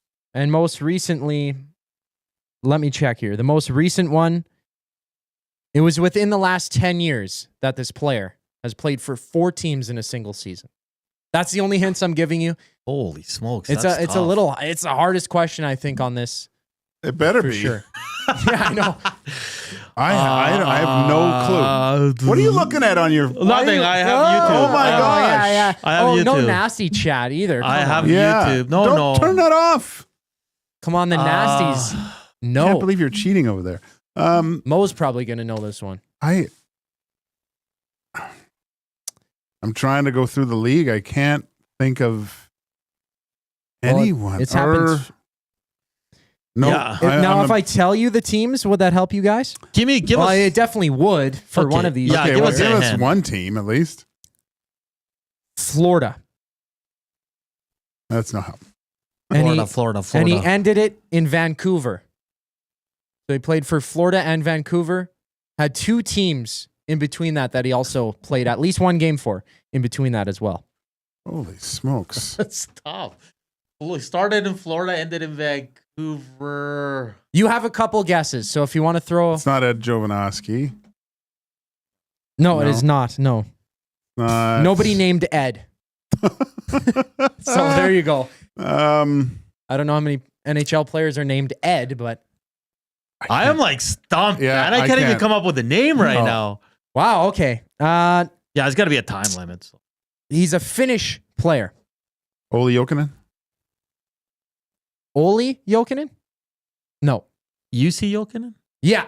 UC Jokinen. I knew it was a Yeah, Jokinen. I, that doesn't count because we went way over the time. Yeah. Well, I know. I know. You guys had a couple guesses, but going back to it, the 17-18 season, he started on the Oilers, played 14 games, didn't score a goal, only 1 assist, went to the Kings, 5 points, then Blue Jackets suited up in 14 games, just 1 assist, kind of like he did on the Oilers, and then ended his season in Vancouver with the Canucks, had 10 points in 14 games. But then he went to go play in the Swiss League and played for man, that was Karprad as well. I didn't even. That was a fantastic question. Yeah, that's great. I know. I went down the rabbit hole, hey? Yeah, John Carlo in the Nasty Chat saying, didn't UC Jokinen play for the Oilers at one point? He did. Yeah, and that was a player. So there we go. There we go. All right, I think this... I'll give a little bit of an easier one. I got a couple questions stashed in the back for maybe next time. Who scored the very first goal at Rogers Place? Blue Pat Maroon. Wrong. No, it wasn't. Was it in Maroon? It's a bit of a trick question. The first one at Rogers Place. And I think this player is great. I thought he was going to be fantastic. Oh, he was drafted very late. Blue. Jesse Puljujarvi. No. Leon Draisaitl? It wasn't an NHL player. It was an Oil King. Oh, get out. You guys can still guess. Come on. I never said first NHL goal, did I? I said first goal. It's a trick question. No. I don't think he was a part of the team at the time, was he? I don't know. I don't know. Yeah. Trey Fix-Wolansky. Oh, that's a He's good Blue one. Jackets pick. But I was 6th or thinking 7th Oilers. round. I know. You were right with Patrick Maroon. I believe scoring that first goal. Did he score the first goal? Yeah, because I remember him celebrating. Oh, really? Yeah. Patrick Maroon scored the first NHL goal in Rogers Place as the Oilers went to defeat the Flames 7-4, earning their first win in the building. All right, 3 questions in. We've only answered 1. Hernan leads 1-0. Maybe I'm going a little bit too hard. Maybe No, it's good. It's good. Maybe I expected too much from you guys. No doubt. It was Trey Fix-Wolansky. Spency 5 cents. He said Mitch Moroz. John Carlo said Mark Pysyk. No. Mark Pysyk, yeah. Well, he scored it against the Red Deer Rebels, September 24th, 2016. And I think Pat Maroon's goal came in October 12th. So a little bit after. But that was the first NHL goal. So you were technically a little bit right. Okay, let's change it up a little bit. You know, there's been a lot of great goons in the NHL. And there's been some Oilers who have stepped into the box a few times. But who is the Oilers' all-time penalty minutes leader? Now, there's a couple names that are probably obvious. Like, I don't know. Penalty minutes. Is it Brown? No. I'll go George Laraque. That's a good guess, but no. Is it? It's not Semenko, is it? It is not Semenko. Steve McIntyre. No, let me see. He's not top 10. It looks like he's not even top 10. Holy smokes. Wow. I'll give you some names who it's not. Okay. It isn't Steve Smith. Kevin Lowe is 3rd on this list just because he played so many games. McSorley here. Let me see. I got to scroll down. He's 15th. Jesus. I know. He wasn't as much of a goon as you thought. He picked his spots. Okay, Kelly Buchberger. Yeah, there we go. Yeah, there we go. He had 1,747 penalty minutes in 795 games. But I'm gonna be honest. He's also minus 99. I saw it on the Nasty Chat, Oh so my I'm not gonna give Turn it myself off. a point. I don't have it. Okay, I'm gonna turn it off.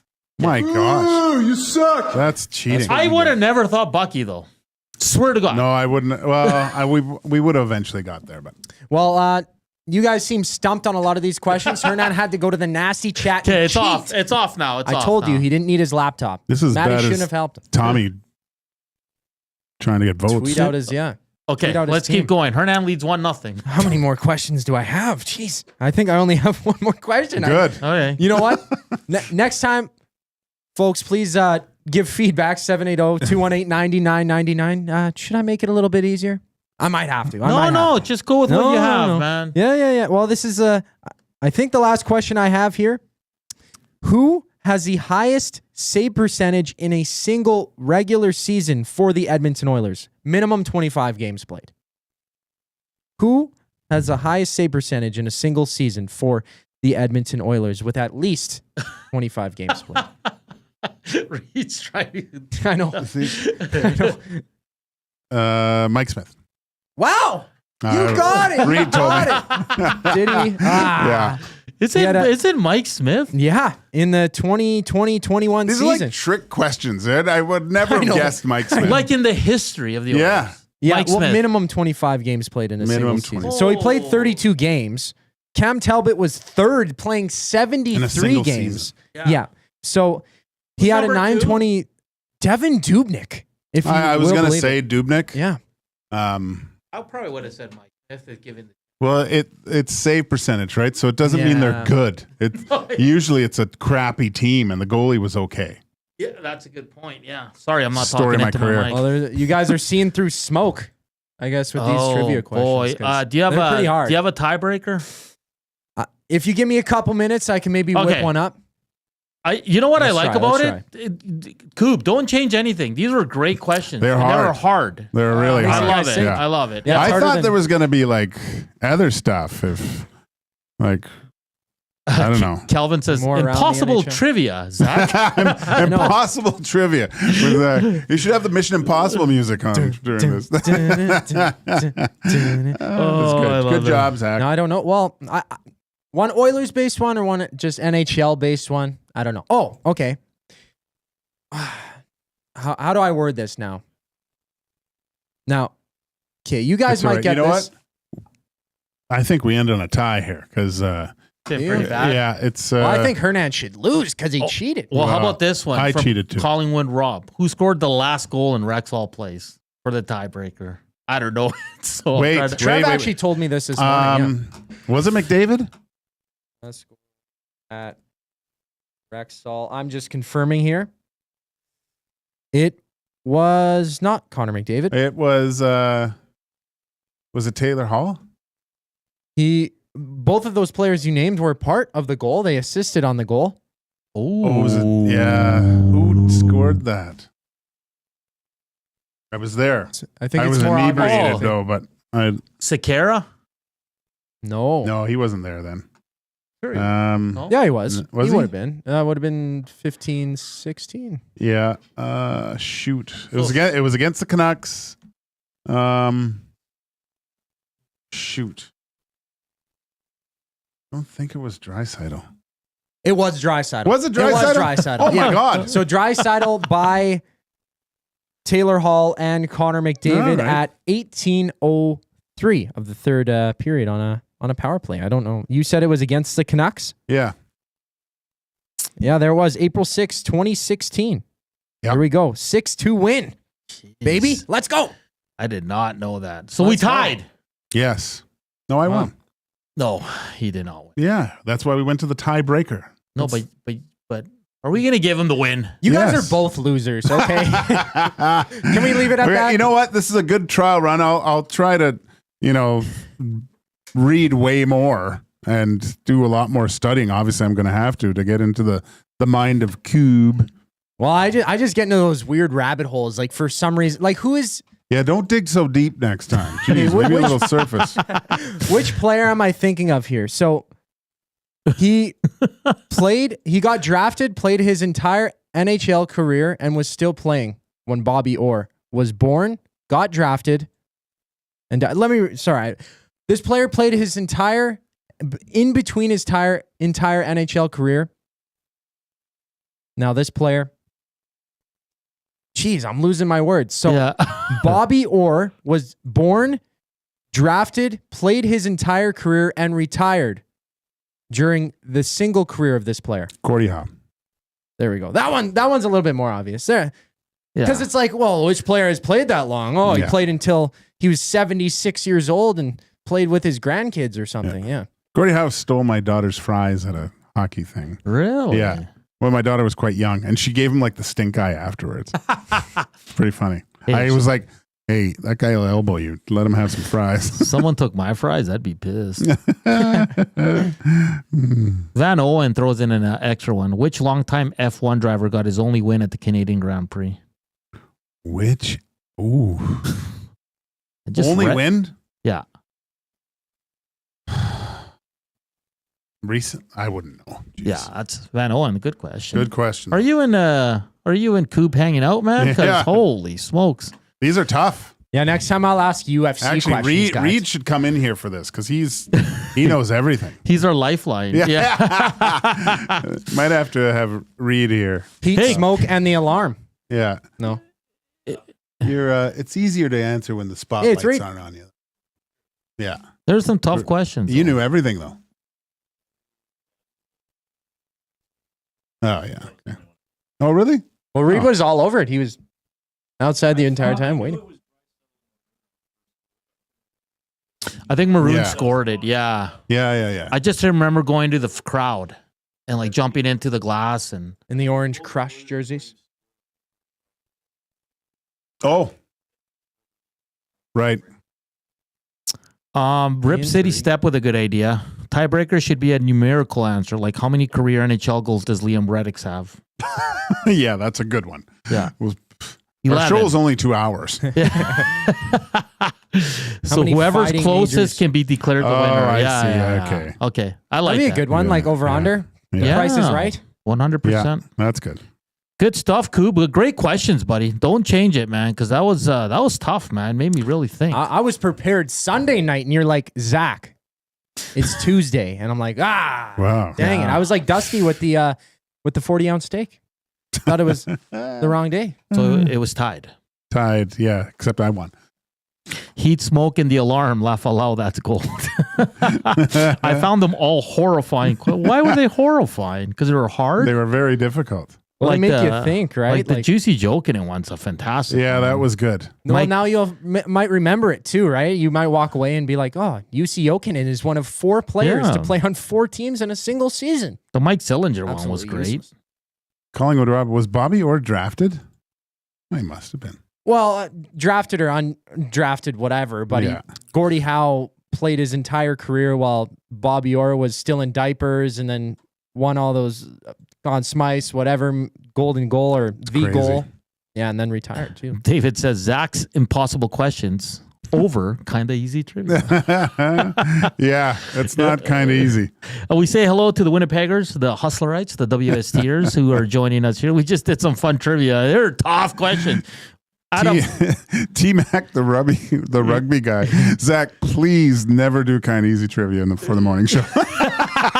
No, at that point, I'd be like, what number does Leon Draisaitl? We'll hear Roseanne every morning.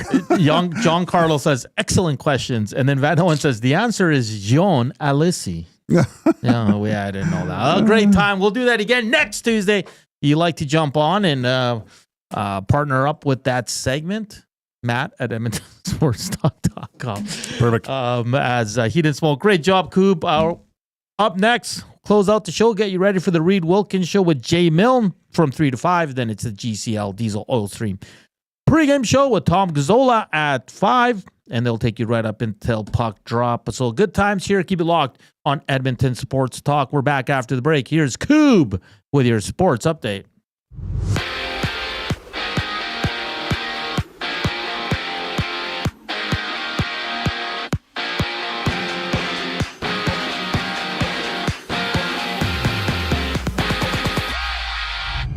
Mattias Ekholm returns for the Oilers when they hit the road in St. Louis against the Blues. You can get set for the action alongside Tom Gazzola and Hernan Salas during the GCL Diesel Oil Stream pregame show live at 5 o'clock only on EST. Meanwhile, Stars head coach Pete DeBoer has announced that Miro Heiskanen underwent surgery this morning to fix an injury he sustained when absorbing a knee-on-knee collision with Mark Stone of the Golden Knights. Heiskanen is listed as month-to-month with no further details on the recovery. And around the league, the Devils battle the Pens. Washington hosts Florida. Maple Leafs host duke it out against the Flames, while the Hockey Club and Flyers drop the puck. And in the CFL, John Hodge of 3 Down Nation is reporting that former Elk Josh Haggerty is expected to sign in Winnipeg. And for the Argonauts, Grey Cup MVP Nick Arbuckle has re-signed in Toronto after he threw nearly 800 yards and 4 touchdowns during the regular season. And it's the Raptors hitting the court as they challenge the Knicks, seeing 7 games around the association with the Mavs and 76ers tipping off, while the Cavs meet the Celtics. This sports update is brought to you by Windsor Plywood Leduc, locally owned and operated since 1993. They're more than just plywood. They offer everything from doors and flooring to decking, fencing, and custom millwork. They have a huge selection of hardwoods and knowledgeable staff because they're here for your DIY needs. Windsor Plywood Leduc, the experts you need to know. The final segment of EST Afternoons brings us back on the other side of the break. I'm Zachary Koob Kubusch, and that was your sports update. Your home for live music and great performances is the River Cree Resort and Casino. On the patio, there's whiskey in the jar. March 14th, don't miss the Kings of Celtic. The legendary Irish Rovers play the venue at the River Cree. Boys, sing us a song. One of the old ones and we sing along. Get your tickets at rivercreeresort.com. River Cree Resort and Casino. Excitement, bet on it. Celebrating 70 years in the signage industry, William Huff Advertising is the most recognized name in the game. An in-house, one-stop shop for all of your design, print, and installation needs. William Huff provides quality graphic solutions for everyone. Here in our City of Champions and throughout the nation, they are the preferred signage partner entrusted by many of the biggest corporations, pro sports teams, and organizations to bring their identity to life. Recognize the name, get in the game. WilliamHuff.com. You want the heavy hitters on your team, both on and off the ice. If you've been injured in a car accident, call the heavy hitters of injury law. James H. Brown and Associates, Alberta Injury Lawyers. With over 200 years of combined injury law experience, their precedent-setting lawyers are ready to help. Locally owned and proud Edmonton Oilers fans, James H. Brown and Associates wants to support you with their unrivaled experience, unrivaled results, and unrivaled commitment. When accidents happen, head to jameshbrown.com.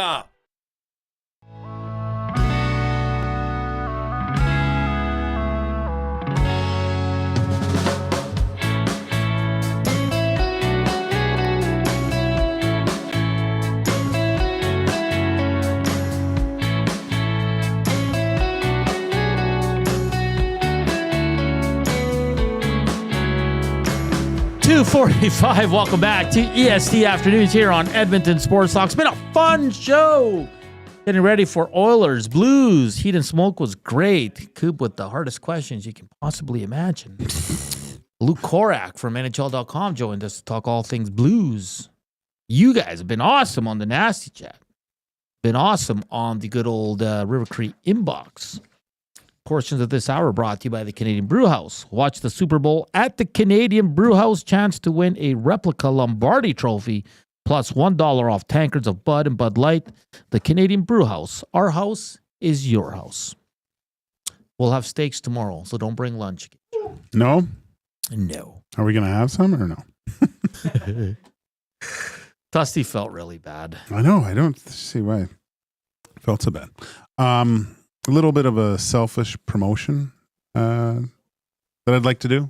Sure. That's okay. Of course. My daughter, Liliana, has danced her whole life. She works extremely hard. An opportunity for her to be in a music video with Sierra. Yeah. So maybe we get Russell Wilson in on the hangout. I don't know what that means. But yeah, if you can go to my Twitter page, Joaquin Gage, at Joaquin Gage 31, all one word. I put a little picture of my daughter up there that, as a little dancer. And if you can just click on the link and cast your vote for her to be part of this, is pretty cool. I'd really appreciate it. And you would make a little girl's dreams come true. So, yeah, that'd be great. That'd be such a cool experience, man. Like, yeah, that'd be amazing. I mean, if you click the link and see the and go into the webpage and stuff, there's a bunch of pictures of my daughter dancing too that you can see. And she puts a lot of time and effort into this. And it would be kind of cool because, again, there is a picture of Sierra and Russell Wilson with all these becoming a dance icon. Yeah, so let's go support Liliana Gage as she's going to be in a video with Ciara potentially. Potentially, if you vote.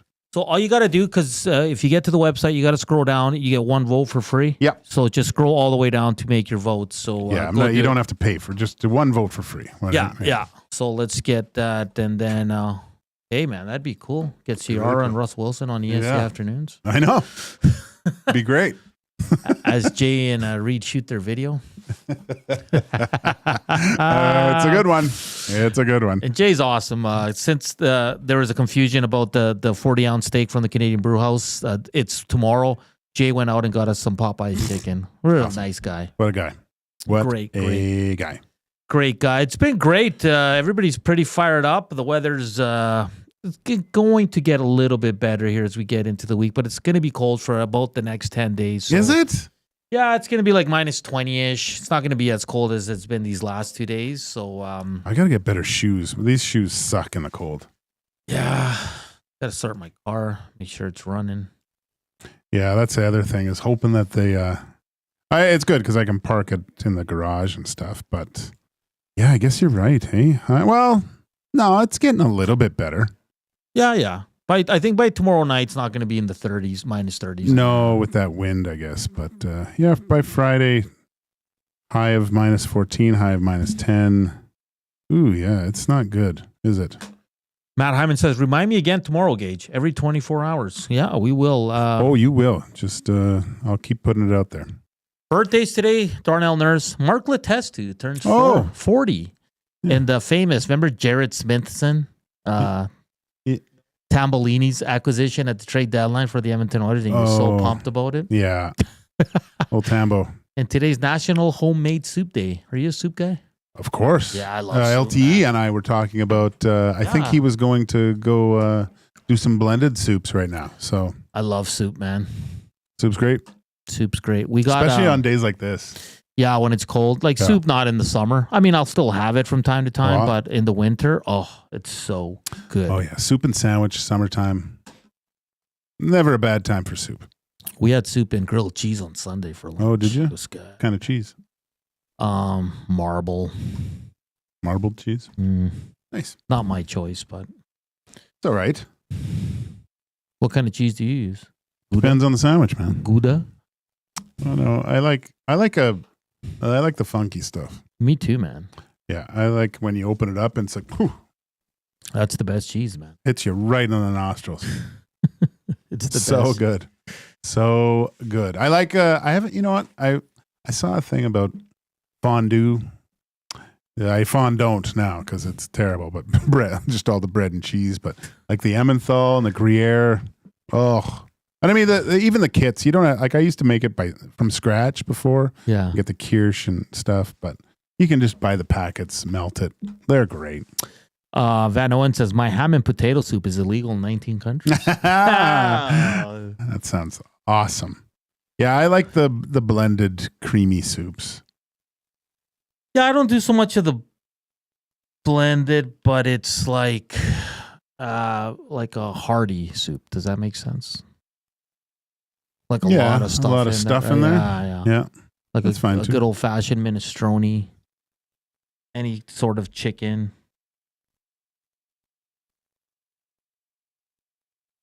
Cube, you like soups? I could rock with a good soup. I can, of course I can. Yeah. But like a nice tomato soup and like grilled tomato cheese soup. Oh, hits the okay. spot, but I don't know. Well, clam chowder. Like I'm a soup guy. If somebody has some good soup, pea soup, homemade pea soup though, hits the spot right. See, maybe that's the gateway to Dusty's palate is soups. Like, because you can put a lot of stuff in there, and as long as you might be able. What's it like? Because you don't know if he doesn't know what's in it. You're like, oh, I like this. Yeah, it's all vegetables. I mean, like seeing him and Trev try an olive today was. Wait, was it both their first time eating an olive? Both? I know Dusty when they got 500 likes or whatever, he tried an olive, but I don't know if it was Trev's first time. See, maybe it was a green time. First time you tried a green one? Just sparked my memory. I don't know if you saw this story, but someone from, I think it's Trev's from Tabor, right? The Tabor? Where's he from? No, he's from. Pincher around Creek. Pincher Creek is right around Okay, Tabor. so right? there was a woman. Did you see this story? Yeah. This, I don't know, might be Trev's mom. I don't know. No, I'm kidding. Grandma, maybe.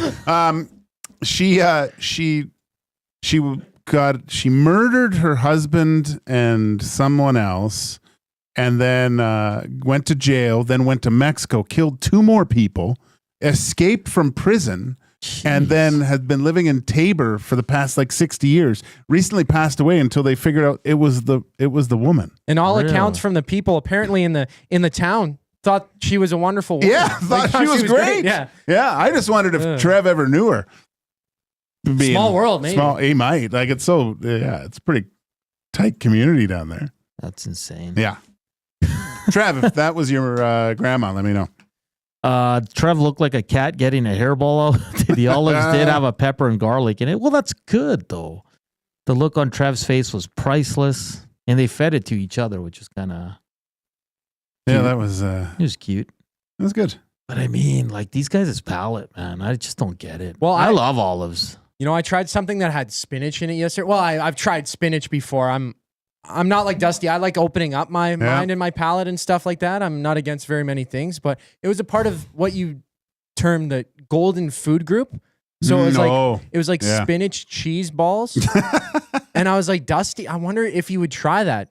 If you didn't tell him there was spinach in it, maybe he would take a bite and be like, this is awesome. Yeah. But then if I said, well, yeah, it's spinach and cheese, I don't know. I don't know how far. I think he's getting a little. At least he's trying. He's trying stuff. So he's like Indiana Jones with the food right now. At least he's trying it. Yeah, I'll give him credit. He went spring roll last week. He's done the pickled herring. He did the banana peppers. At least now when people ask him, he's like, "Yes, I've tried it. I don't like it." Instead of I've never had it before. Yeah, but what we need to do is actually have something an actual.